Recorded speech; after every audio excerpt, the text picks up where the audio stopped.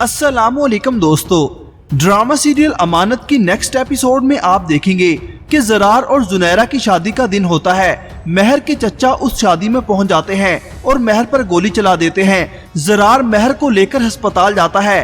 काफी वक्त गुजर जाता है मगर ज़रार वापस नहीं आता, जिसके बाद आखिरकार जुनैद जुनैरा से शादी के लिए हामी भरता है। जुनैरा के वालिदैन इस बात के लिए राजी नहीं होते मगर जुनैरा इस निकाह के लिए मान जाती है। इस तरह जुनैद और जुनैरा का निकाह हो जाता है। जब ज़रार वापस आता है तो उस वक्त जुनैरा और जुनैद का निकाह हो चुका होता है। ये सब देखकर ज़रार के पैरों तले से जमीन निकल जाती है।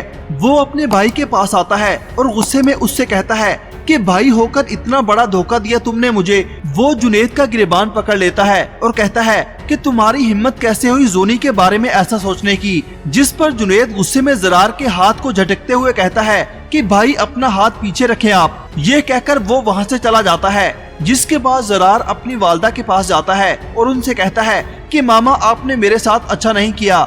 इस पर ज़रार की वालदा कहती हैं कि अच्छा तो तुमने भी नहीं किया बेटा, तुम तो कह रहे थे कि तुम्हारा उस लड़की के साथ कोई ताल्लुक नहीं है। इतनी फिक्र इतना ख्याल बिना किसी ताल्लुक या रिश्ते के हो ही नहीं सकता। ज़रार अपनी वालदा को समझाने की कोशिश करता है कि मामा ऐसा कुछ नहीं है, मगर ज़रार की वालदा उसकी बात नहीं मानती और कहती है अब वो लड़की दोबारा इस घर में नहीं आ सकती। ज़रार के वालिद कहते हैं तुम उससे शादी कर चुके थे और तुम मुझे कहानियां सुनाते रहे। ज़रार अपने वालिद को भी यकीन दिलाने की कोशिश करता है कि उसने सिर्फ महर को बचाने के लिए झूठ बोला था, मगर कोई उसकी बात का यकीन नहीं करता।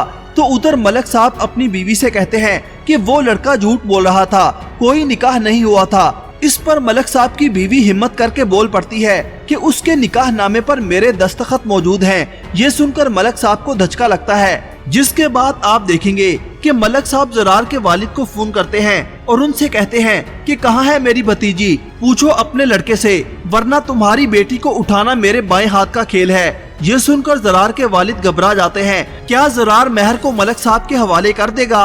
अपनी राय का इजहार कमेंट सेक्शन में जरूर कीजिएगा। अल्लाह हाफिज।